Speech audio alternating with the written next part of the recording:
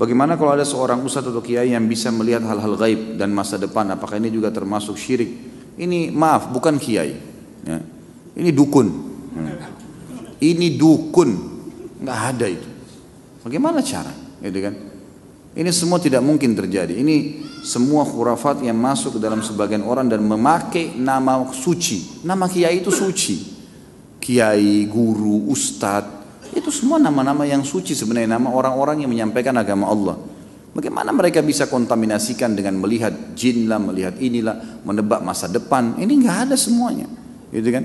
Nabi Muhammad SAW, guru dan kiai kita, disepakati oleh semua ya kaum muslimin. Nggak ada orang yang berani mengatakan kecuali dia bukan muslim bahwasanya Muhammad bukan kiai saya SAW. Kita pasti mengaku beliau kiai kita yang paling besar. Semua mazhab apapun ikut kembali kepada Nabi SAW.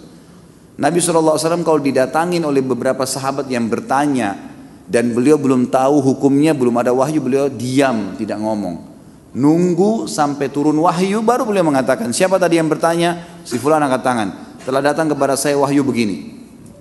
Nabi SAW tidak tahu yang gaib, menunggu informasi datang. Bahkan kadang-kadang lewat 1-2 hari baru Nabi SAW menerima wahyunya, gitu kan? Waktu dituduh Aisyah berzina, nanti akan kita bahas itu dalam dosa besar tentang menuduh orang mukminah berzina, itu sempat wahyu terputus dari Nabi SAW kalau tidak salah sebulan, nggak ada wahyu turun.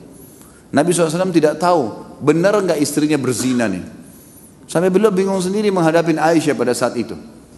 Ngumpulin sahabat, nanya, sahabat bertengkar, ribut, ada yang dukung, ada yang enggak. Datang ke rumahnya Aisyah, ditanyakan Aisyah, Aisyah mengatakan tidak, saya tidak melakukan. Sampai turun firman Allah Subhanahu Wa Taala. Nabi SAW terjadi pada rumah tangganya. Turun ayat Al-Quran, nanti akan kita bahas tuh. Ayat-ayatnya lengkap semua menceritakan. Beliau tidak tahu yang gaib. Bagaimana ada orang yang mengaku kiai, kemudian bisa melihat yang gaib, bisa tahu masa depan? Bagaimana caranya? Allah mengatakan dalam Al-Quran tentang Nabi SAW dan Nabi disuruh ucapkan itu. A'udzu billahi minasyaitonir rajim. Qul law kuntu a'lamul ghaiba lastakthartu minal khairi wa ma massani as-su. Katakan hai Muhammad kepada mereka, kalau saya ini tahu yang gaib, maka pasti saya akan perbanyak kebaikan-kebaikan dan saya tidak akan ditimpa masalah. Tidak akan ditimpa masalah karena sudah tahu, oh di sana nanti ada orang yang ganggu saya. Udah saya enggak usah ke sana. Nabi SAW di perang Uhud kena pedang.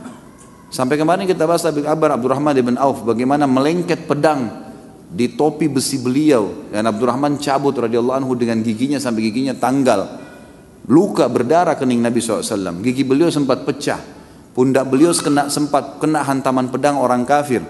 Nabi SAW tidak tahu itu sebelum keluar dari Uhud, sebelum keluar dari Madinah, nggak tahu sama sekali. Bahkan beliau mengatakan saya rasakan sakitnya sebulan, gitu kan? Kalau Nabi SAW tahu, Nabi tidak akan keluar. Tapi memang begitulah, gitu kan? Memang tidak ada yang tahu. Dan ini sudah panjang lebar. Ada juga judul di YouTube bisa dilihat ceramah saya, Kiaiku Muhammad, Kiai Anda siapa? Panjang lebar saya jelaskan.